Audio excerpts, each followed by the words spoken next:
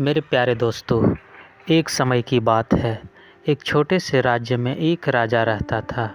वह बहुत शक्तिशाली और धन्यवान था, परंतु उसे अपनी बुद्धिमानी पर अत्यधिक गर्व था। राजा यह मानता था कि राज्य में उससे अधिक समझदार और बुद्धिमान कोई नहीं है। उस राज्य की प्रजा बहुत मेहनती और शांतिप्रिय थी। वे हमेशा अपनी ज़रूरतों को स्वयं पूरा करते थे और राजा के किसी भी निर्णय का विरोध नहीं करते थे। हालांकि वे यह भी जानते थे कि राजा कभी-कभी घमंड में गलत निर्णय लेता है। एक दिन राजा ने प्रजा को चुनौती दी। उसने कहा, अगर मेरी प्रजा मुझसे अधिक बुद्धिमान है तो उसे साबित करना होगा। यदि वे असफल हुए तो उन्हें भारी दंड चुकाना होगा।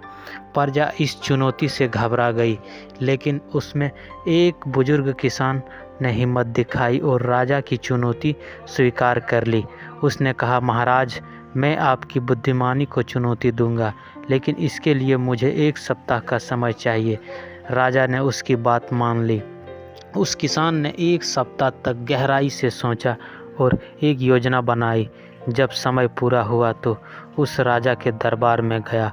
उसने राजा से कहा, महाराज, मैं आपके सामने 3 प्रश्न रखूंगा। यदि आप उनके सही उत्तर दे पाएँ तो मैं स्वीकार करूंगा कि आप सबसे बुद्धिमान हैं, लेकिन यदि अगर आप उत्तर नहीं दे पाए तो आपको यह मानना होगा कि प्रजा भी बुद्धिमान हो सकती है।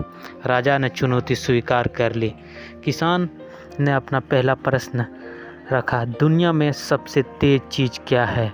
राजा ने सोचा और कहा, घोड़ा।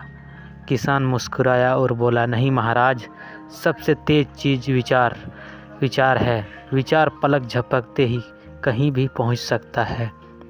किसान का दूसरा सवाल, सबसे मूल्यवान चीज़ क्या है?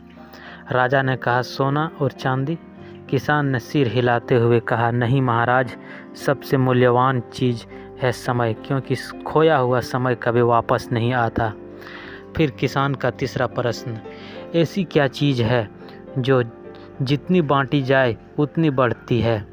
राजा ने बहुत सोचा लेकिन उत्तर नहीं दे सका। अंत में किसान ने कहा, महाराज, यह ज्ञान है। ज्ञान बांटने से बढ़ता है।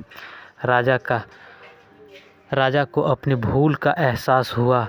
उसने स्वीकार किया कि प्रजा भी बुद्धिमान हो सकती है। उसने किसान को सम्मानित किया और घोषणा की कि भविष्य में वह प्रजा की बात को ध्यान से सुनेगा। इस घटना के बाद राजा और प्रजा ने मिलकर राज्य को समृद्ध बनाया। राजा ने सीखा कि सच्चा नेतृत्व केवल शक्ति में नहीं बल्कि समझ में और ज्ञान में होता है।